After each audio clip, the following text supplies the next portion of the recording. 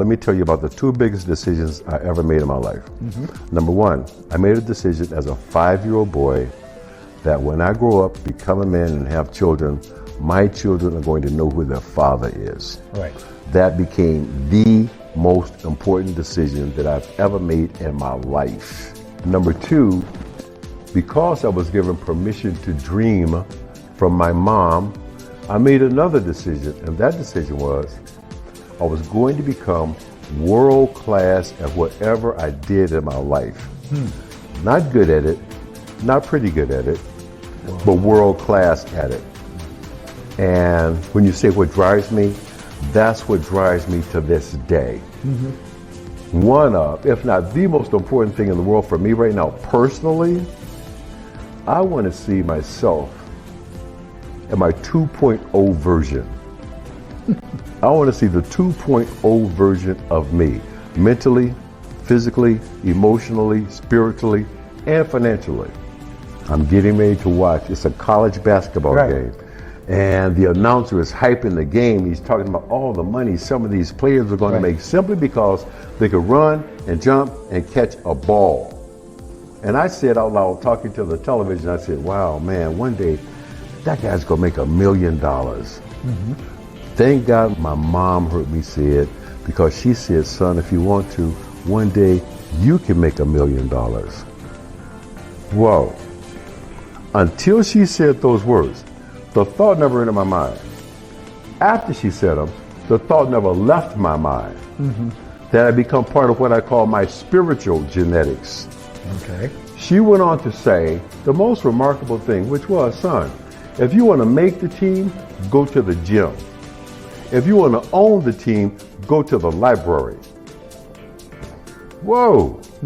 You're noted for having run into a lot of barriers and hurdles that you had to overcome, where people literally said, why do you have the audacity to dream those types of things?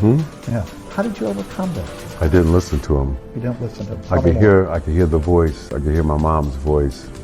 I could hear those words, you can do or be anything. I will also never forget hearing Dr. Martin Luther King Jr. once say, he was speaking to a group of sanitation workers in Memphis, Tennessee, and he was saying to these garbage men, whatever you're going to do with your life, you should seek to become the best at it. His exact words were, if you're going to be a garbage man, you should seek to become the best garbage man. Those lessons from my mom, those words from Dr. King, I knew all I got to do is find my button. What is that one thing that just turns me on? And I talk to people about this all around the world, and the truth is, I cannot tell anyone how to find their button, but I do know this.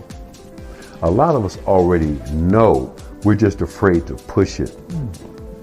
Why do you think that is? We're afraid to push it because some people might not dig it. Some people might not say it's okay. Some people are going to say, you're going to do what? Why are you going to do that? Forget that.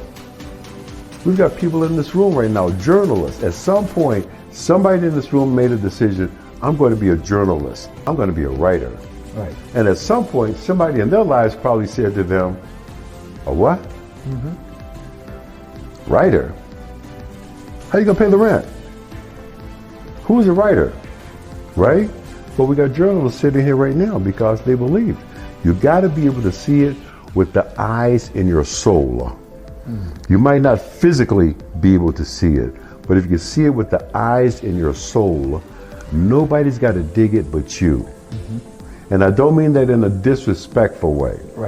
Right? Nobody's got to dig it but you, man. And I have to tell you, I've just been so blessed, Michael, and I'm so thankful and humble, and I will never, ever, ever be able to repay some of the blessings that I've been given, because I was able to convince some others that, yeah, I can do this if you give me the opportunity.